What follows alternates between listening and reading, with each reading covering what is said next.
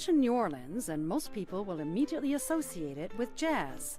And that distinctly American music can be heard everywhere throughout the city, including at this jam session by a group of National Park rangers. Make it neat, make it proper, lay it low. National Parks traveler Mikah Meyer recently visited New Orleans to soak up some of those sounds and learn about the city's other cultural highlights.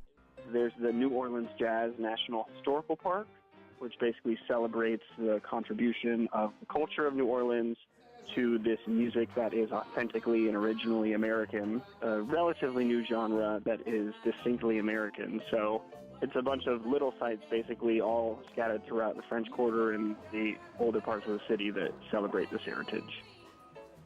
Just south of the city is the Jean Lafitte National Historical Park and Preserve, named in honor of a French pirate who helped General Andrew Jackson defend New Orleans against the British in the final battle of the War of 1812. Mikah spent time in the wetlands paradise that's home to an impressive variety of plants and wildlife.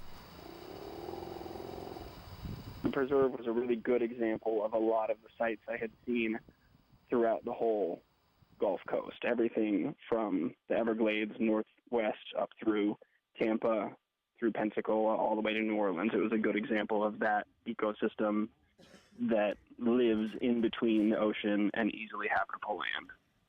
Mikah also had a chance to visit Poverty Point National Monument, a prehistoric Native American settlement that is now a World Heritage Site. At 3,400 years old, it's one of North America's most important archaeological sites, with a unique geometric design that is a masterpiece of engineering.